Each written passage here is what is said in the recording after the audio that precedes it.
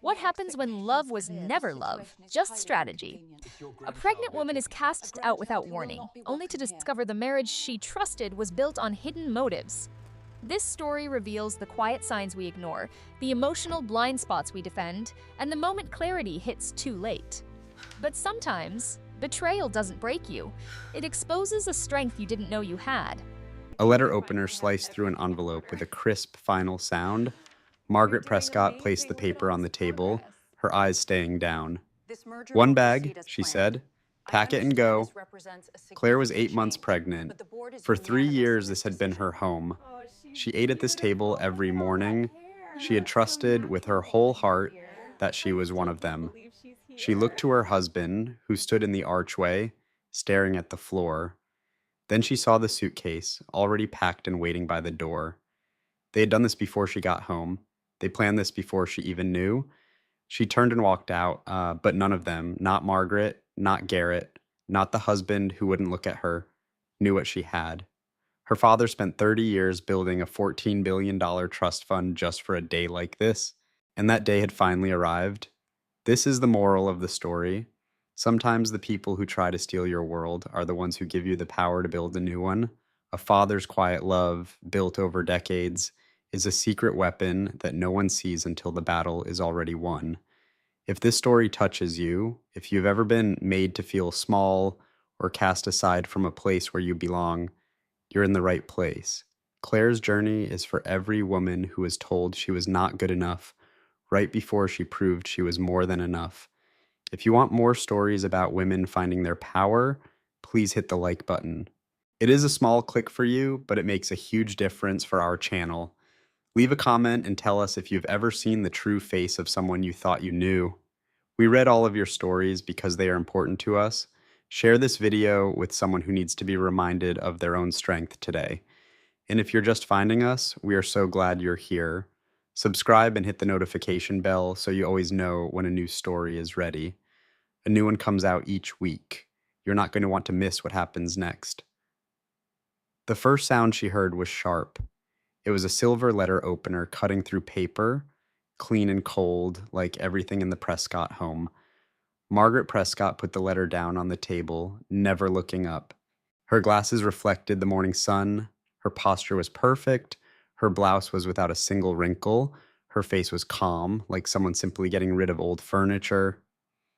"We had the guest house made ready," she explained, "but under the circumstances, it is better that you leave the property entirely." Claire Whitmore Prescott was in the doorway of a room where she'd eaten for 3 years. Her ankles were swollen. For 6 weeks, her back had been in constant pain. She was in her husband's old sweatshirt, the only thing that fit her now. She was 8 months pregnant. The words did not make sense to her at first. "I'm sorry," Claire said. "Can you please repeat that?" Margaret finally raised her eyes. Her gaze was not mean, it was worse. It was the look of a person finishing a deal that had been planned for a very long time. "The Prescott family has certain expectations," Margaret said, folding her hands on the table. "Expectations we should have explained when Donovan brought you here. Our lawyer has reviewed everything. The prenuptial agreement is solid." Claire's hand went to her belly. It was a reflex to protect her baby. "I am 8 months pregnant," Claire whispered. The words felt like a question, as if the fact needed to be stated, a fact everyone seemed to have forgotten. "Yes, my dear," Margaret replied. "That is why you must leave now, before the baby comes. It will be much cleaner this way." "Cleaner?" The word hit Claire's chest with a heavy thud. She looked at Margaret. She saw Garrett Prescott in a chair, pretending to read a newspaper. She saw sunlight streaming through the windows. She noticed the beautiful Persian rug with its rich reds and blues that she once admired. And then her eyes landed on the doorway again. Donovan was there. He'd been there all along. He just stood there, saying nothing. He stared down at the pattern in the rug. He was like a man who could not bear to look at the people in the room with him. Claire reached for her phone. She locked it, unlocked it, over and over. She wanted to call his name, to use the special voice she used only for him. The voice he had always answered for the past 3 years. A voice she believed, until this second, that he would always respond to. She put the phone away. "Donovan," she said out loud. He cleared his throat and fixed his shirt cuff. He looked at a spot on the wall just over her head. Claire, my mother has some points about I am having your baby. Her sentence was simple. She said it with a clear voice. The room was silent. The clock on the fireplace ticked loudly. Tick, tick, tick. Garrett flipped a page of the newspaper he was not reading. The car is waiting to take you anywhere you need to go, Margaret said. She was already walking toward the hall, the conversation over for her. I had Rosita pack a few things. One bag, our lawyers will handle the rest. Just one bag. Claire was 8 months pregnant, and her life was now in a single suitcase. She remained in the dining room for a few more seconds. She was waiting, hoping. A small part of her believed that someone would speak up. Someone would say this was wrong. Someone would say that she was family. But nobody did. She walked to the front door. The suitcase was already there. A black rolling bag on the marble floor, next to the umbrella stand and the fresh flowers Margaret had delivered every single Monday. The bag was surprisingly heavy. She did not know why that small detail was what finally broke her. It was not their words, or Margaret's cold stare, or Donovan standing there like a stranger. It was the weight of the bag that revealed the truth. It had been packed with care. This was not a sudden decision. This was a plan. She lifted the handle and walked out of the house. A black car with dark windows was waiting in the driveway. The driver was new. They had planned that too, so she would not have a friendly face to turn to. She got inside and the door shut behind her. Through the tinted glass, she stared at the front door of the Prescott mansion. She watched it for a long, quiet moment. It never opened. No one followed her. She pulled out her phone and called the only person she could. Renee answered right away. Hey you, Renee said. Her voice was cheerful and normal, like someone starting an ordinary Thursday. Renee, Claire's voice cracked. I need your help. The tone of her voice said everything. There was a very short pause. Where are you? Renee asked. I'm in a car. They called for me. Claire pressed her hand against the cold window glass. They threw me out. Another silence. Then Renee's voice was very calm and very controlled. It was the voice she used when she was very, very angry. Claire, are you okay? I'm not sure, Claire said. I'm on my way. Do not hang up. Claire kept the phone to her ear. She saw the Prescott property disappear behind tall, perfect hedges. The gates closed behind her in the rear window. She put a hand on her stomach. The baby gave 3 hard kicks. I hear you, Claire thought. Okay, I hear you. She held her palm on the spot where her baby kicked. She did not cry. It was not time for tears yet. Something was happening inside her that felt faster than sadness. Sadness was slow. Sadness takes time to settle. This was different. This was the feeling of your whole world shattering while you are still holding the pieces. She remembered the morning she learned she was pregnant. She was on the bathroom floor, holding the test, feeling both scared and excited. Donovan found her there. He got down on his knees beside her. He had said, Claire, this is the most wonderful thing that has ever happened. And she believed him. She'd been so sure that he meant every word. Renee was still on the phone. Claire could hear her friend's steady, warm voice. She focused on that sound. She held on to it like a railing in an earthquake. Okay, Renee was saying, listen to me. Here is our plan. You're coming to my place. You're going to sit down and put your feet up because I know your ankles are bothering you. You will tell me the whole story and I will just listen. And then when you're done, I will finally say what I've been wanting to say for the last 2 years. What have you wanted to say? Claire asked. Not yet, Renee said. First you get here. Claire shut her eyes. She rested her head on the back of the seat. Okay, she whispered. I'm coming. Through the window, the city rushed by. People were walking. A man held a cup of coffee. A woman pushed a baby stroller. A dog waited at a street corner. Life was perfectly normal for everyone else. It was a world she could no longer reach. Renee's apartment smelled of vanilla candles and the dryer sheets she always used. It was small, warm, and every surface held something. A book, a plant, a picture, a half-empty mug. This was a home someone truly lived in, not a showpiece. Claire sat on the couch, her feet already on the ottoman Renee had moved for her. In the kitchen, Claire could hear her friend moving around, filling the kettle and setting out mugs. She was keeping her hands busy before saying what she really thought. Claire knew Renee so well. They had been friends since the first week of college. She knew exactly what those quiet kitchen sounds meant. "How long has his mother hated you?" Renee asked. Her voice was steady. "She does not hate me," Claire said, but then she stopped, remembering the dinner. Margaret's folded hands. "She does not hate me. She just never saw me. I was always the girl Donovan brought home from the wrong neighborhood. You grew up in Connecticut, but not the right part of Connecticut." Renee returned with 2 mugs. She set one down for Claire and sat in the armchair, giving her that direct look. That was one of the things Claire loved most about her. "What did Donovan say?" Renee asked after Claire wrapped her hands around the warm mug. The heat seeped into her palms. "Nothing," she said. "Nothing. He sent a text about an hour after the car dropped me off." She pulled out her phone and read the message out loud. "Claire, I'm so sorry about how that went. Can we talk when things settle down?" Renee looked at the phone, then at Claire, then back at the phone. "When things settle down?" Renee repeated. "When things settle down?" Claire echoed. "You're 8 months pregnant. I know I'm 8 months pregnant and I am sleeping on your couch." "My pull-out bed," Renee corrected. "My pull-out bed, which has a bar I've been meaning to fix for 18 months. Renee set down her mug. "And he wants to talk when things settle down." "He did not say settle down. He said when things settled down," Claire clarified. She paused. "I do not know what the difference is." "The difference is he is making it seem like things just became a mess on their own, like bad weather. Like you're just stuck in a storm he had no part in creating." Claire did not say anything. She just stared at her mug. That night she could not sleep. She lay in Renee's guest room, which was really her home office, with the desk pushed aside and the pull-out bed in the middle of the floor. The bar in the center of the mattress dug into her lower back. She shifted to her left, then to her right.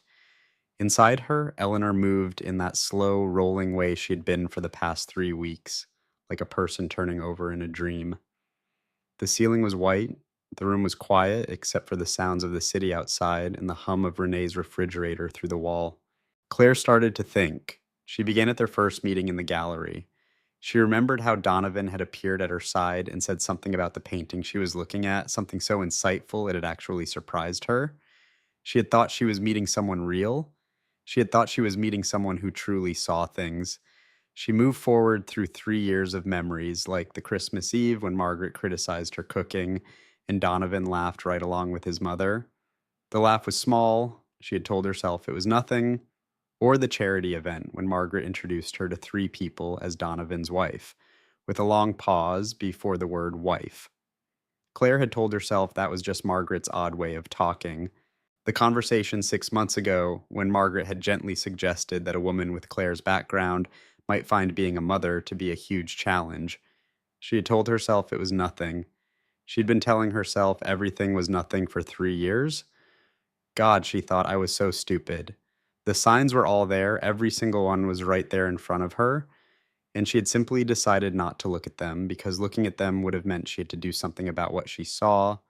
She'd been so invested in the life she thought she was building that she chose the illusion over the truth every single time. She'd been so certain she had married a decent person. She had built her whole life on that certainty. At 6 o'clock in the morning, she called Donovan. He picked up on the fourth ring. His voice was thick with sleep. She noticed this. She'd not slept at all. He had. "Claire," he said. "I need you to tell me what happened," she said. "Not what your mother decided." "What happened? What did you decide?" A pause followed. She could hear him breathing. She could hear him choosing his words carefully. "The family has concerns about the direction of our marriage," he said. The sentence was so polished, so rehearsed, that it took her breath away. "Say that again," she said quietly. "There are concerns." "Donovan?" Her voice did not shake. "That is a press release. Talk to me like a person." Another pause, longer this time. "My father had a business arrangement with your family years ago," he said. His voice was quieter now, less rehearsed. Underneath it was something that might have been shame. "Something went wrong. My parents feel that the marriage was ill-advised given the history. A business arrangement? Claire's hand tightened around the phone. What business arrangement? She asked. I do not have all the details. What business arrangement, Donovan? Silence. Claire, I think you should speak to your mother, he said finally. There are things about your father's estate that I was not told until recently. Things my family. Your family what? He stopped talking, the silence stretched between them like something physical, like a distance she could measure. In that silence, she heard everything she needed to hear. He knew something. He had known something before they were married, and now that the Prescotts had decided their arrangement was no longer useful, she was being discarded. I am not sad, she realized. I'm furious. I'm going to speak to my mother, she said. Her voice was completely level. And then I'm going to find out exactly what your family knows about my father, and then we're going to have a very different conversation than the one you seem to be preparing for. She hung up. She called her mother. Diane Whitmore picked up immediately, before the second ring, like she had been sitting with the phone in her hand. Claire, she said. Her voice was like someone who had been holding their breath for a very long time, like someone who had been waiting for a particular call to finally come through. Mom, Claire said, what do you know about Dad's estate that I do not know? A long pause. I need you to come here, Diane said. There are things I should have told you a long time ago, things your father asked me to wait on until the right moment. I'm not crazy, Claire thought. There was always something they were not telling me. I'm on my way, Claire said. She sat up in the pull-out bed. She found her shoes. She found her coat. She went to Renee's room and knocked on the door and said through the wood, I have to go to my mother's. I will explain everything later. Do you need me to drive you? Renee's voice came back immediately, also awake, also waiting. No, Claire said. I need to do this part alone. She went out into the early morning. The city was just beginning to stir. The light was gray and clean. She got in a car and she pointed it toward Connecticut and she drove towards whatever her father had left waiting for her. The house in Fairfield looked exactly the same as it always had. White paint, black shutters, the oak tree in the front yard that Claire had climbed every summer until she was 12, the bird feeder on the back fence that Owen Whitmore had installed when she was 9, and refilled every Sunday morning without fail. Claire sat in the driveway for a moment before going in. She looked at the house. She thought about all the ordinary Saturday mornings she had spent inside it. Pancakes, the radio playing in the kitchen, her father at the table with his newspaper and his plain ceramic mug and his plain watch and his complete, quiet, unassuming presence. She had never once thought her father was anything other than what he appeared to be. She went inside. Diane was in the kitchen. She had made coffee and she had set out 2 mugs and she had put a plate of the butter cookies she always bought from the bakery on Elm Street in the center of the table. She had prepared for this conversation. Claire noticed this. The preparation told her something about how long her mother had been waiting to have it. They sat down across from each other. Diane reached across the table and took both of Claire's hands. Your father was not what he appeared, Diane said. Claire looked at her mother. She waited. He was a private man, intensely private. You know that. You knew him. Diane's hands tightened around Claire's. What you did not know, what he specifically asked me not to tell you until the time was right, was the true nature of what he built. What did he build, Mom? Diane took a breath. Your father was a consultant. Yes, that was true, but the consulting was the visible part. Underneath it, over 30 years, he built something else entirely, a series of investments in early technology, real estate, and markets that had not been identified yet. Private equity partnerships that have since become extremely significant. Diane paused. He never sought publicity. He never looked for any credit. He purposefully built everything to stay hidden. He had his reasons. What were they? He was cheated when he was 29. Diane said his partners came after him once they saw what he had built. He lost nearly all of it. He needed 15 years to get back on his feet. She took a breath. He was determined you would never face that. The kitchen was completely still. The refrigerator made a low hum. A bird landed on the feeder by the fence. Mom, Claire said. Her voice was firm. How much? Diane shut her eyes for a moment. Then she opened them. $14 billion, she said, in a trust just for you. It becomes active on your 29th birthday. Nothing in the kitchen changed. The refrigerator kept humming. The bird was still at the feeder. The butter cookies sat on the plate in the middle of the table. $14 billion. Say that again, Claire said. $14 billion, Claire, in a protected trust under your name only. He left me out because he said I was always cared for, and he wanted you to have. Diane's voice broke a little. She looked down at it. His exact words were absolute independence. Absolute independence. Owen Whitmore, the man with a simple watch who drove American cars, who sat on the porch each night with a paper and tea, who called her his greatest success every birthday since she could understand the phrase. Claire got to her feet. She rose slowly, the way you must when you are 8 months pregnant, with one hand on the table to keep her balance. She walked to the back door, opened it, and went out onto the porch. She just stood there for a long while in the cool morning air. She looked at the bird feeder. She pictured Owen Whitmore filling it every Sunday morning. It was a simple, normal routine he did without any fanfare or talk, just as a chore that needed doing. So he did it. He knew this could happen, she realized. Not the Prescotts exactly, but someone coming for you at your weakest moment. Someone who thinks they deserve what is yours before you even know you have it.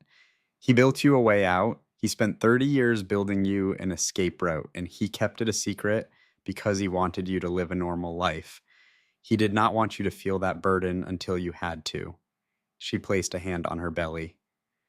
Your grandfather, she said softly to her unborn daughter, was a complicated man.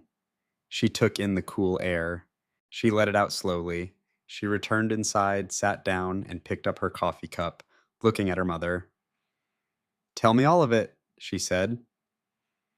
Diane spoke for 2 hours. She told Claire about Sylvia Holloway, the lawyer Owen trusted more than anyone, who held the trust papers for 4 years, waiting for Claire to call. She explained the precise setup of the trust, how Owen had blocked every loophole he could imagine. He even planned for someone marrying Claire to get the money and made it legally impossible. She said the trust becomes solely and entirely yours on your 29th birthday, which was in 6 weeks. The memories began to surface then, unwanted and powerful, like they do when new information changes your past.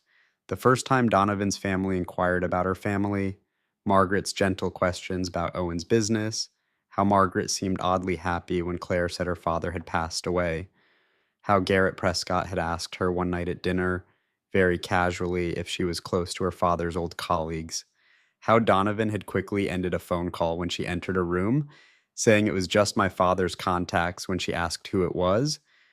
Just my father's contacts. She had not thought about it. She had not thought about any of it.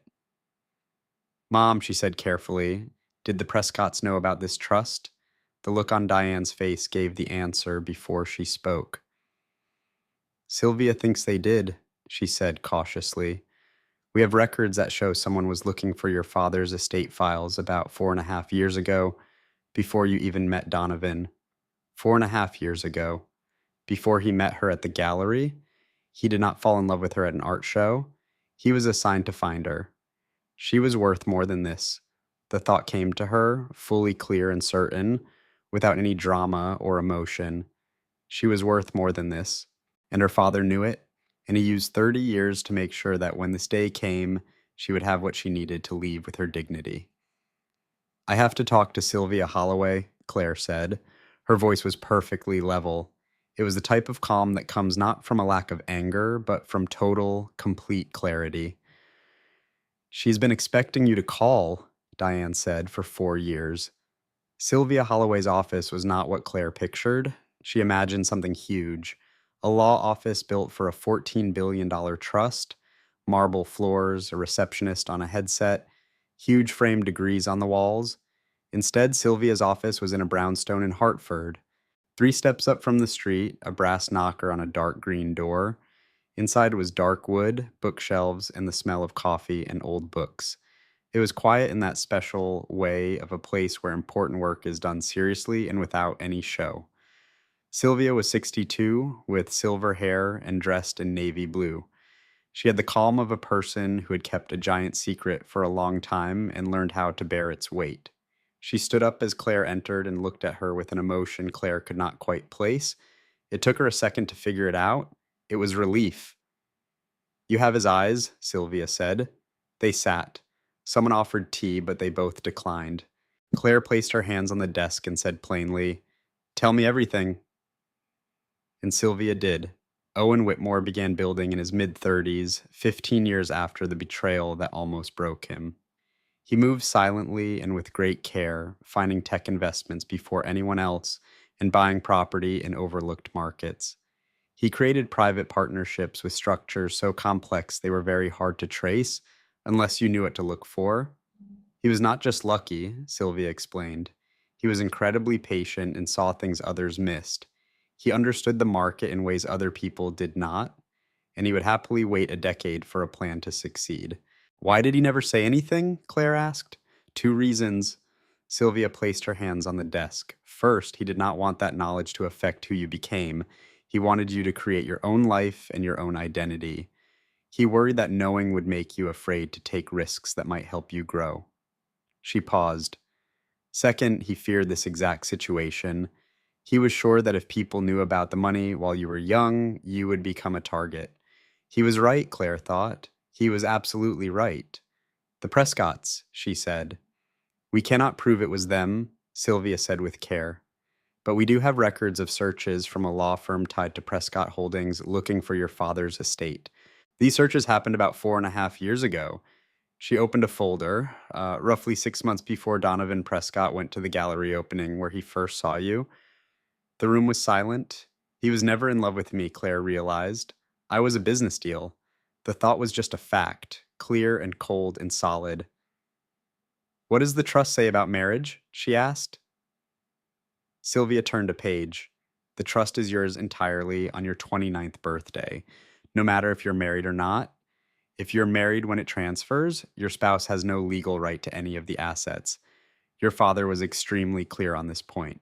He had 3 different lawyers check the wording to make it perfect. He saw a man like Donovan coming. He planned for this possibility." "Yes," Sylvia waited a moment. Your father was a man who was tricked one time and spent his entire life making sure it would never happen again, to him or to you." Claire looked at the folder. Then she looked back at Sylvia. "What else is there?" she asked. "There is more." "I can feel it."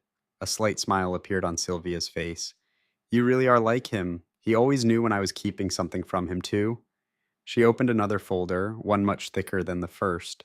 "Your father did not just leave you cash," Sylvia said. "He left you power." She spun the folder around and slid it over the desk. Claire saw the top document. She read it once, then she read it again. "He owned part of Prescott Holdings," she stated. 19%, Sylvia confirmed, bought quietly over 11 years using 3 different companies.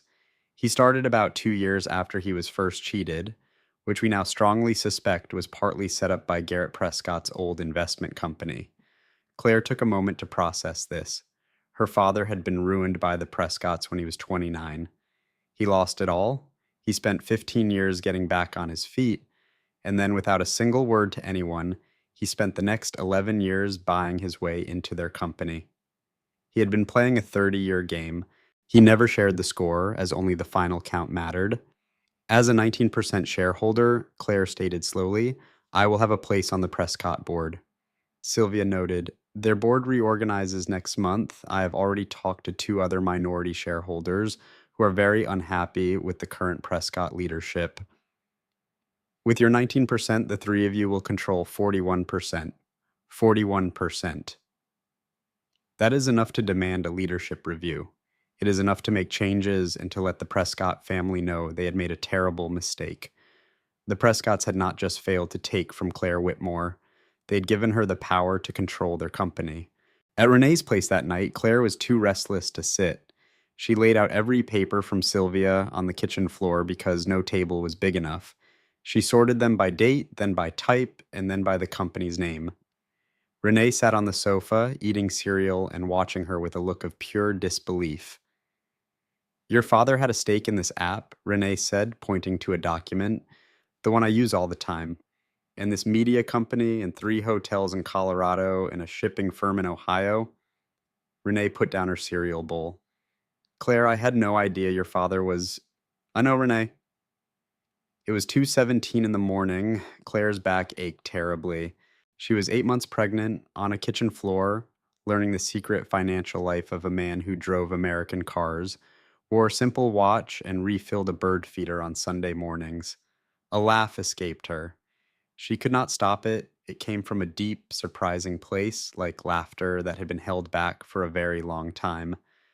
Renee looked at her. Are you having a breakdown? I do not know, Claire answered. Maybe this is a breakthrough. She looked at the papers spread out before her. $14 billion, 19% of Prescott Holdings, a trust built so well it was basically unbreakable, and her birthday was 6 weeks away. I just have to make it until then, she told herself. I just have to make it. The Prescotts acted faster than Claire had guessed. 3 days after her meeting with Sylvia, a legal document arrived from Donovan's lawyer. It was a petition to annul their marriage. The reason provided was fraud, saying Claire had hidden her financial situation from Donovan before they married. The irony was incredible. Renee read the paper twice, slowly and with the intense focus of someone reading something they find disgusting. She placed it down gently on the table. They're saying you committed fraud. Yes, Claire said. The woman who had no idea she had $14 billion is being accused of fraud by the family that tried to marry into that money. It is a bold move, Claire said. I'll give them credit for that. She spoke with a flat tone. Using a dry tone was the only way she could discuss it without being overwhelmed by the situation. Underneath her calm exterior was a fear she had not told Renee, a fear she had not even said aloud to herself. To say it aloud would make it feel too real. She was afraid. She was 37 days away from her 29th birthday. She was 8 months pregnant, sleeping on a sofa bed with a metal bar in the mattress. She had a trust she couldn't access, a lawyer she barely knew, and a husband who had answered her pregnancy and homelessness with a lawsuit. She went to the bathroom, filled the tub, and sat in it for 40 minutes. She did not wash her hair or do anything else productive. She just sat in the hot water, her large belly above the surface, and breathed. I am my father's daughter, she thought. He lost it all at 29. He rebuilt. He spent 30 years creating something so protected that no one could get to it. I am 37 days from being 29. I just have to hold on. The baby made a slow, rolling movement. I know, Claire whispered. We are going to be fine. She said it with more confidence than she actually felt, but she spoke the words. On the cold bathroom floor, wrapped in a towel, she called Sylvia. They filed to annul the marriage, she said, on the grounds of fraud. I expected as much, Sylvia said. Her voice was completely calm. This was something Claire was learning to count on with Sylvia. She remained calm in situations designed to cause panic. An annulment actually makes the trust transfer simpler and gets rid of any claims they might make on marital property. They're saying I committed fraud. Yes, but it will not succeed. The charge requires that you purposely hid the information, and we have plenty of proof you did not know about the trust. Sylvia paused. Let them file the papers. It works in our favor. Those words reframed the situation in Claire's mind, making it a strategy instead of a loss. What should I do? Claire asked. Keep doing exactly what you're doing, Sylvia said. I have a meeting with Clark Merritt next week. There's another part of your father's plan I need to explain to you. It has to do with the Prescott shares specifically. What about them? Your father did not just own them as an investment, Sylvia continued. He held them as a particular tool. Once you see the entire plan, you will know what he wanted. What did he want? Sylvia paused. He made sure that if anyone tried to harm you, you were already inside their home. Donovan himself called that night. Not his lawyer, him. Claire almost ignored the call. She stared at his name on her phone for 4 long rings before she finally answered. Claire? His voice was weary, not fake weary, but truly tired. in a way she remembered from early in their marriage, when he still shared his thoughts with her. Then talk, she said. I want you to understand I did not want things to go this way. How did you want them to go? There was a long silence. She could almost hear him struggling for an answer. I do not know, he admitted. I suppose I hoped you would find out about your father and the trust, and we could discuss it like two adults. And what would happen then? Claire pushed. We would have a talk, and then what? He did not respond. Donovan, she said. Her voice wasn't mad, it was beyond anger, something calmer and more resolute. You married me for the trust. He did not try to deny it. She'd been bracing for this moment. She knew it would come. She expected it to feel crushing. Instead, it felt like a door shutting firmly. It was the clear sound of one chapter finishing so another could start. Did you ever have feelings for me? She asked. She really needed to know. She needed to know if any part of their relationship had been genuine. There was a very long silence. I think I did, Donovan said at last. I think that's what made everything so hard. He loved her but still followed his family's scheme. That gave her all the information she needed about her value to him. She was not worthless, but she was not enough. She deserved much more than that. I'm going to protect our daughter, Claire said. No matter what happens with us, I will ensure she is always cared for. I hope you decide to be a part of her life, but I will not wait for you to make up your mind. She ended the call. She walked to Renee's kitchen, stood at the counter, and stared at the city lights for a while. At some point, she realized, I let myself become invisible. I kept making myself smaller to fit into a life that was never meant for me. I told myself it was okay. I kept saying that until I could not even see who I was anymore. She would not do that again. She called Sylvia again. I'm ready, she said. For anything that comes next, I am ready. Clark Merritt came to Sylvia's office on a Tuesday morning. He carried a briefcase and had the look of a man whose long wait was finally over. He was 60 years old, and he spoke and dressed with precision. He talked about huge amounts of money as casually as other people talk about a shopping list. He had the casual comfort of someone who had dealt with these large numbers for a long time. He laid out 3 documents on the conference table. He arranged them neatly. Then he sat and looked at Claire. Your father, he began, was brilliant, not just in how much he built, but in how he structured it. He gestured to the first paper. The trust contains the investment portfolio, $14.3 billion at last month's value. It is spread across tech, real estate, private equity, and several long-term projects that will grow in value for decades. He then pointed to the second document. The trust also holds, as you are aware, 19% of Prescott Holdings, which was bought over 11 years using 3 different companies. Every share is listed under a separate holding company, and none of them can be publicly traced back to Owen Whitmore. He then moved to the third document. What you are not yet aware of, he said, is that 4 years before he died, your father also made contact with 2 other minority shareholders of Prescott Holdings. One is a retired investment banker who owns 12%. A family trust held another 10%. For years, both groups had quietly battled Prescott governance. Claire studied the papers and did the math. 19% plus 12 plus 10, 41%. Her father had connected them. Before he passed, he formed the alliance and left her the power to set it in motion. He left nothing to chance, Clark confirmed. He wrote to both parties for 3 years. He explained enough of his situation to build their trust. He told them the right moment would come, and someone acting for him would contact them. He even planned for this, Claire murmured. He planned for every possibility he could think of, Clark added. After Claire sat in Sylvia's parking lot for 25 minutes, the car was off. She could not drive. She had to let the reality sink in. Staring at the dashboard, she thought of her father. She pictured Owen Whitmore on the porch at night. He would read his paper, sip his tea, and wear a simple watch. He held this huge secret the entire time. He was running a 30-year plan from his Connecticut porch. He was quiet, patient, and sure. She then remembered him at her graduation. He had given her a special hug, one of his rare, meaningful ones. He whispered, Claire, you can do anything you set your mind to. Remember that. At the time, she thought it was just something fathers say. Now she knew he meant every word. He had spent 30 years proving it. He had built a world where that promise was financially and legally true. She called her mom. Did you know about the Prescott shares? Claire asked. No, Diane replied. Sylvia told me this morning. I've been in the garden ever since. They shared a small laugh, the kind that holds back tears. It was a laugh shared by people grieving the same person. He was incredible, Claire said. He truly was, Diane agreed, her voice gentle.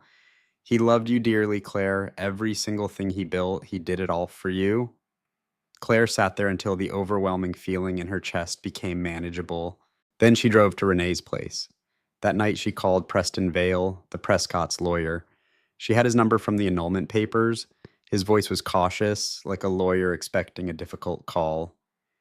Ms. Whitmore, he began, I am not sure we should be speaking. I control a trust with 19% of Prescott Holdings, Claire stated. I have also spoken to 2 other shareholders. Together we hold 41% of the company. You should probably discuss this with your clients before next month's board meeting. The silence on the line was absolute. She could hear him blink. Furthermore, she added, we have records of activities from Garrett Prescott's first investment firm. Regulators would be very interested. Sylvia Holloway will share those records if we cannot agree to a reasonable arrangement. That was the same phrase Margaret Prescott used when she told Claire to get out. I need to talk to the family, Preston said. Of course, Claire replied. You have 48 hours. She ended the call. Standing in the quiet kitchen, she felt like her true self for the first time since leaving the Prescott mansion. Starting over no longer seemed impossible. Starting fresh felt completely right. Staying there had always been wrong. She just had not admitted it. 3 weeks before her birthday, Annesley Prescott called. Claire hesitated to pick up, but Annesley had never been cruel. She was not an ally, but she was not mean. Claire answered, I heard about my mom. Annesley was surprisingly direct. I want you to know that I think it was wrong. Why call me? Claire asked. A pause. Because I've watched my mother act this way my whole life and stayed silent. She threw you out pregnant, and I am... The sentence broke. I am ashamed of us. The admission seemed painful. Thank you, Claire replied. That really matters. Annesley offered help for the baby, and Claire said she would let her know. Later, she told Renee, who said, I never understood what you saw in them. I mean, I saw the appeal. I just never bought it. Then why did not you say anything? Because you were happy, Renee said plainly. Or you seemed to be. I did not want to ruin that for you. Claire thought about that for a moment. I think I knew, she finally admitted. I knew something was off. I saw the red flags but chose to ignore them. Yeah, Renee agreed. We all do that. Admitting I knew the whole time is the hardest part, Claire said. Renee placed her hand on Claire's and said nothing more, which was perfect. Life found a new routine. Coffee with Renee in the morning, calls with Sylvia in the afternoon, and slow evening shuffles around the block. Eleanor was a constant presence, making each step a deliberate effort. Claire studied the papers from Clark. She began to understand what her father had created. She memorized every company, partnership, and investment. She was learning her inheritance as a territory, not just a dollar amount. She was following her father's example. She was getting ready. The night labor started. She was on Renee's couch eating crackers. Nothing else had appealed to her for 3 days. The TV was on, but her eyes were on a photo on the bookshelf. It was from their freshman year of college. They were at a party they could not quite place, laughing at a forgotten joke. They looked so young and carefree, she thought.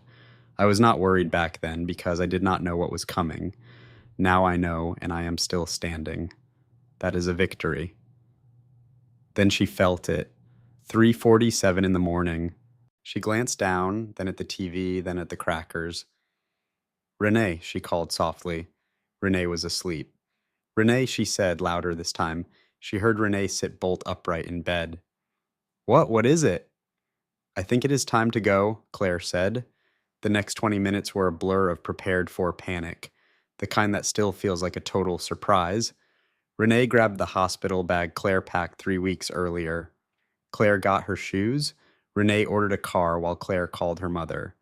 After a brief hesitation, she dialed Sylvia, who had insisted on being called. Sylvia picked up almost immediately. "It is time," Claire announced. "I will see you there," Sylvia said, then hung up. Claire did not call Donovan. It was a clear, guilt-free choice. She would inform him later. His reaction would be his first test as a father. During labor, she was intensely focused on her body. Everything else faded away: the trust, the Prescotts, the annulment, the 41%, her father's 30-year plan. All of it vanished. What remained was her body, her breath, the nurses, Renee's voice, and her mother's hand. Her focus was only on bringing her daughter into the world. Eleanor was born at 7:42 in the morning, 7 pounds, 4 ounces, with dark hair and Owen Whitmore's nose. Claire saw it right away, that particular nose with its slight upward tilt. It was her father's nose on this tiny new person. She cradled her daughter under the bright hospital lights. She whispered the name she had chosen months ago. She picked it the week she learned the truth about her father. "Eleanor," she whispered. "Eleanor Owen Whitmore, not Prescott. Whitmore." By the window, Renee cried quiet tears of joy. Diane clutched a forgotten, cold cup of coffee. Near the door, Sylvia stood with folded hands. For the first time, her face was not hiding a secret. She looked like someone who had waited a long time to see how a story ended, and now she knew. Donovan called 6 hours later. Eleanor had been weighed and measured, and Claire was trying to sleep after eating some eggs. She saw his name light up the phone screen and let it ring. Her lawyer would contact him in the morning. Sylvia Holloway could now say everything that needed to be said to Donovan Prescott. Sylvia would be far more effective than an exhausted new mother in a hospital room. She gazed at Eleanor sleeping. Her father would have adored her. She was certain of it. He would have loved her with the same quiet, steady devotion he gave Claire. He would have shown her how to fill the bird feeder. They would have sat on the porch together. "I know what to do," Claire thought. She was absolutely sure of it. Closing her eyes, she finally slept for the first time in weeks. Claire's 29th birthday came 11 days after Eleanor was born. It was a mild, overcast Tuesday. Eleanor had been up twice during the night, but was now sleeping in a portable bassinet, making the soft little noises of a baby who was perfectly content. Renee was in the kitchen making coffee. Diane sat in an armchair near the window, reading with her glasses on. She had the comfortable posture of a woman who'd been helping for days. At 9:14 in the morning, a message from Sylvia arrived.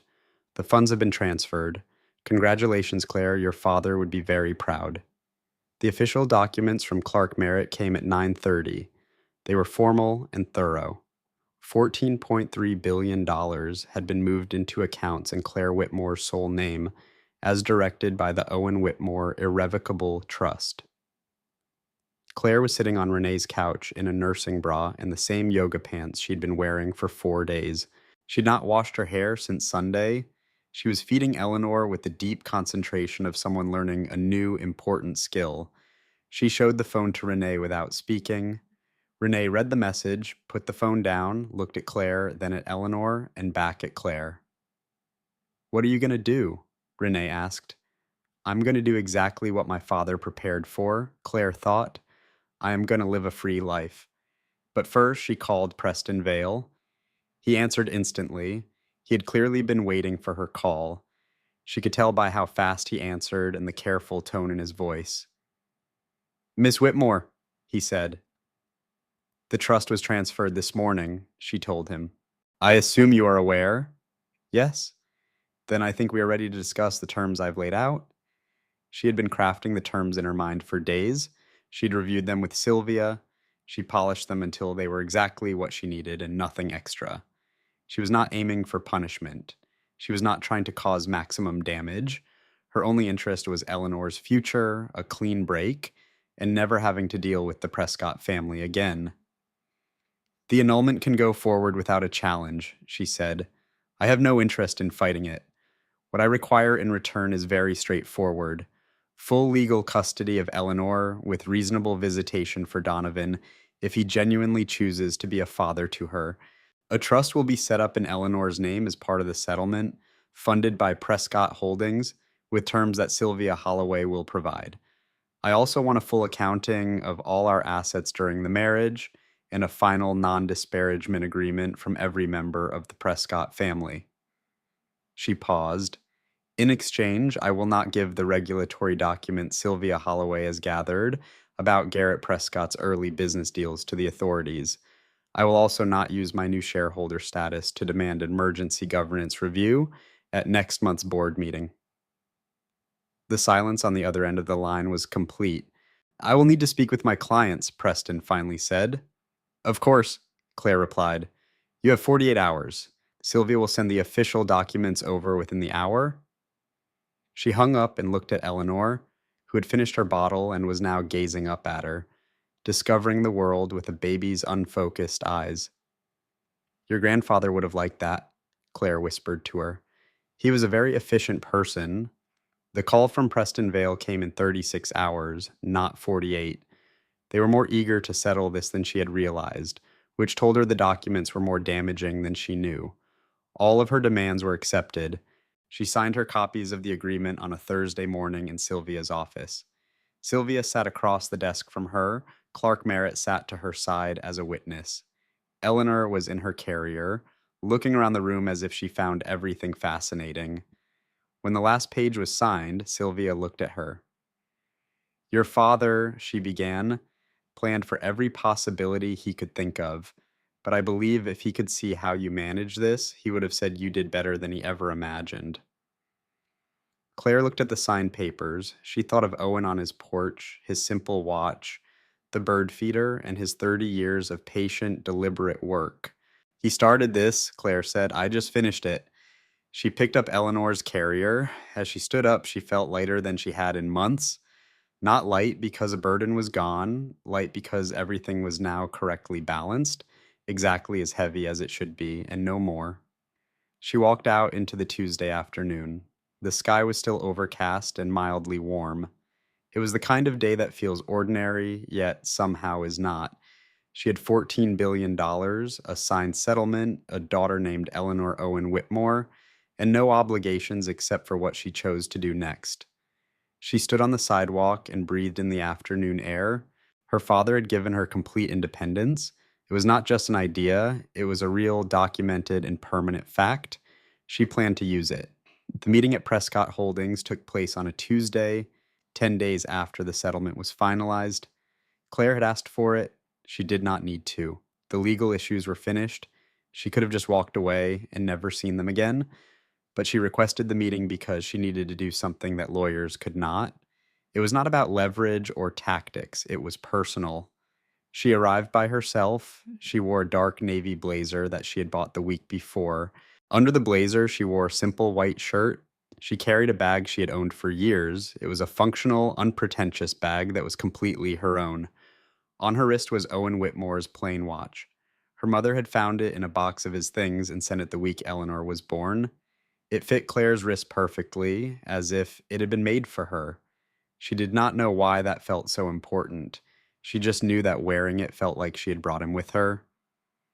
The lobby of Prescott Holdings was a reflection of the family itself. It had marble floors, high ceilings, and art on the walls, chosen to send a message about the people who worked there. She took the elevator to the 14th floor. The boardroom had a long table and large windows with a view of the city. Margaret Prescott sat at the head of the table. Garrett was on her left. Donovan sat slightly back, in the position of someone told to be there, but to stay quiet. Ainsley was not there. She had sent Claire a text that morning. "I will not be there. I think that is better for us both. Good luck." Claire had replied, "Thank you for the phone call. It mattered." Claire walked to the table. She pulled out the chair directly across from Margaret at the center. She sat down. Margaret looked at her. The shift in her expression was small but clear. This was not the same Claire who had stood in the dining room with a hand on her stomach, being told she was being cast out. This was a different person. This was someone Margaret was evaluating all over again. "Thank you for meeting with me," Claire said. "Of course," Margaret answered with the forced politeness of someone who had no choice and knew it. "I want to say something first," Claire said, "before we go over any final items. She looked at Donovan, he looked back at her. For the first time in this whole terrible process, he met her eyes. She did not know what she would feel in this moment. What she felt was simpler than she expected, something like pity. It was not pity for what happened to her, but for the choice he made. It was pity for the life he would now lead in a family that had turned him into someone who could marry a woman for her money and then stand in a doorway and watch her leave. I want Eleanor to know her father if he chooses to be present, Claire said. I will not speak badly of the Prescott family to her. She will be able to see her father's family if she wants to when she is older. I'm telling you this because I need you to understand that what I did was not about revenge. She paused. My father was cheated when he was a young man. He could have spent his life wanting revenge. He did not. He spent his life building something. He built it so well that when the time came, what had been done to him no longer mattered. His own creation made the damage from the past meaningless. She looked at Garrett Prescott. That is what I intend to do, she said. Garrett Prescott looked at her as if he were truly seeing her for the first time. There was something new in his face. It might have been respect or the specific feeling of a man who just realized he had lost a game he did not even know he was playing. Margaret said, Your father was a formidable man. Yes, Claire said, he was. He outsmarted us, Margaret stated. There was no emotion in her voice, just the plain acceptance of a fact. Yes, Claire said, he did. There was a pause. You're very much like him, Margaret said. It was not said with warmth, but it was honest. It was the most honest thing Margaret Prescott had said to her in 3 years. Thank you, Claire said. I will take that. She stood up. She shook Garrett's hand. She nodded at Margaret. She looked at Donovan one last time. Be good to her, she said, her voice calm. When you're ready. She grabbed her bag and walked to the elevator, pressing the button for the lobby. As the doors closed, she was finally alone. She let out a breath that felt like it had been trapped for months, the cool metal of her father's watch resting on her wrist. She gently touched its surface with her other hand. Thank you, she whispered, for everything. The elevator doors opened to the busy city, and she stepped out into her new life. 6 weeks after Eleanor was born, Claire purchased a home. She could have afforded a palace, and she knew it. It was like a door she simply chose not to open. She had $14 billion, a freedom most people can only dream of. This freedom was not just an idea, it was real, solid, and completely hers. She picked a white colonial house in Connecticut. It was on a quiet street with a back garden and an old fence that needed fixing. The porch faced west, catching the afternoon sun just as she had imagined for the past 6 weeks, since she decided to start over. That very porch was why she bought the house. She moved in on a Thursday. Her mother arrived that evening to help her make the bed and set up the kitchen. They chatted as they worked, their conversation easy and light. They were two people who were just as comfortable with silence as they were with talking. Eleanor slept peacefully in her carrier in the middle of the kitchen. They moved around her like a tiny sun. On Saturday, Renee showed up with good wine for herself and great coffee for Claire. She also brought a houseplant that was supposedly impossible to kill. You cannot kill this one, Renee announced, placing it on the counter. I checked. Multiple sources confirmed it. Claire smiled and said, I did kill the last one. I know, Renee replied. That is why I checked.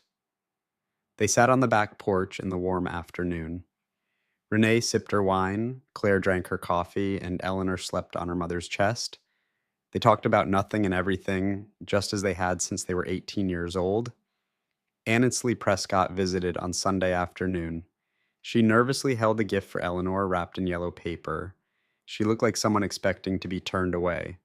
Claire opened the door wide. Come in, she said with a warm smile. The coffee is fresh. Annesley seemed to relax, just a little, like a person who is prepared for rejection. Thank you, Annesley said softly. They sat in the living room, surrounded by boxes waiting to be unpacked. Claire realized this friendship might grow slowly, needing care and patience, but she had plenty of patience now, and that felt right. A card from Donovan arrived that week. It was handwritten on the heavy, cream-colored paper the Prescotts always used. It read, I hope she has your warmth and your father's steadiness. I am sorry I was not the man either of you deserved. Claire read the word just once, then she placed the card in a box labeled Eleanor's. It was for things that were part of Eleanor's story, things her daughter could see when she was old enough to understand. The whole story, all of it. She wanted her to know the real version, not the comfortable one. Claire felt Eleanor deserved the complete truth. In quiet moments, she had started thinking about the things she would tell her daughter someday. They were not speeches or lessons, just simple truths she had learned over the past few difficult months. She would tell Eleanor, "Your grandfather built his world so you would never have to be afraid. So you would never feel like someone else was in control of your life. He did not build it from anger, even though he had every right to be angry. He built it from love, the kind of love that sat on a porch every evening, refilled a bird feeder every Sunday, and told a little girl she could achieve anything she wanted." She would also tell her, "People will try to win you over. Some will approach you with big smiles. Always watch what they do more than what they say. The truth is found in the gap between their words and their actions." She would explain, "The hardest thing I ever did was not leaving a mansion with only one bag. The hardest part was admitting I saw the truth all along, but chose to look away." Looking at difficult truths requires practice. You can start practicing when you're young. "I wish I had." She would tell her, "We are Whitmores. Your great grandfather earned that name with 30 years of patient work and quiet love. You were born with it. It is not a burden, it is a gift." One Thursday evening in late October, the air had a crisp autumn chill. The light had that special golden glow you only see in Connecticut that time of year, making everything seem magical. Claire carried Eleanor out to the back porch. She sat in a solid wooden chair she had bought for this exact purpose, a chair built to last a lifetime. She placed her father's watch on the small table next to her. Eleanor was captivated by the light, her face full of wonder. It was the pure focus of a baby seeing how beautiful light is, and how beauty is everywhere if you just look. Claire gazed at the garden, at the fence that needed mending, and at the sky turning from gold to orange to a soft evening blue. She thought of her father. She thought about the empire he built, the things he quietly cherished, and how he refused to let anyone take that away from him or from her. She remembered the fraud at 29, the 15 years of rebuilding, the 30 years of careful planning, and the simple watch he wore through it all. He had not done any of it for power. She finally understood that completely. He did it all so she would have a door that was always open, one that nobody could ever close, a door she could walk through at any time to find what he had promised, absolute independence, and she had finally walked through it. It was the freedom win, as Sylvia had called it, the only kind of victory that truly lasts. She was no longer in the Prescott dining room. She was not in a car driving away from a life she thought was hers. She was not on a sofa bed, staring at the ceiling, replaying 3 years of warnings she had ignored. She was on her own porch, in her own chair, with her father's watch and her daughter, bathed in the Connecticut October light as it faded from gold to amber to blue. She thought about what she had slowly come to realize over the past months. The truth had pieced itself together in the quiet hours while feeding her baby and learning the true shape of what her father had built. The door to her prison had been unlocked the entire time. She had been her own guard. She was so busy trying to repair the cage, making herself smaller to fit inside it, and finding reasons to call that cage a home, that she never even tried the door. The door had always been open. She just needed to stop fixing the walls and start walking towards it. She looked down at Eleanor, who was still mesmerized by the last traces of sunlight. The sky grew darker, and the garden became still. It was the beautiful moment her father had always called his favorite time of day, the quiet pause between one thing and the next. "Your grandfather loved this time of evening," Claire said softly. "He would sit right here and just watch the light change. Just this, nothing else was needed." Eleanor made a small, curious sound. "I think he knew something that I'm just starting to understand," Claire continued. "The ordinary moments are not just the breaks between the important ones. They are the important ones. The porch in the evening, the bird feeder on Sunday, the plane watch. She picked up her father's watch from the table, turning it over in her hands. It was simple and plain, a watch that told time perfectly and demanded nothing. She put it back down. He would have loved you, she told Eleanor. He would have loved you so very much. She said it without the sharp pain she had carried for so long. Not without love. In fact, she said it with so much love that there was no space left for the pain. There was only love, the evening light, and a new chapter with an unwritten ending. We're going to be okay, she said. This was not like when she said it in Renee's bathroom, trying to convince herself. This time she said it because it was a simple fact. The evidence was all there. Her father had spent 30 years making sure it would be true. She had spent the last few months proving it to herself, and the proof was now undeniable. We're going to be more than okay. The light disappeared completely. The sky turned from blue to the deep, soft dark of night. The first stars began to appear. Eleanor had fallen asleep on Claire's chest, a warm, solid, and comforting weight. Claire remained on the porch. She had $14 billion, a signed legal settlement, and a daughter named Eleanor Owen Whitmore. She had a white colonial house in Connecticut with a porch that faced west. She had a best friend who brought coffee and tough plants on Saturdays. She had a mother nearby who called her every single morning. She had a lawyer who had protected her father's trust for 4 years without ever faltering. She had a new chapter with no ending already written for her. And for the first time she could remember, she felt a deep and settled certainty that she was in exactly the right place. Not because someone else had put her there, but because she had chosen it. She had walked through the door her father spent 30 years building for her. She was now standing on the other side with her entire life ahead of her, and she did not need anyone's permission to live it. As the evening light faded, she remained. Owen Whitmore's daughter sat on her own porch, her sleeping child resting on her chest, feeling completely free, exactly where she chose to be. A friendly notice: our team has carefully researched and edited this content to bring you meaningful stories, life lessons, and emotional value. We've crafted every detail to offer inspiration, validate your feelings, and remind you that your journey is not finished, no matter the challenges you face.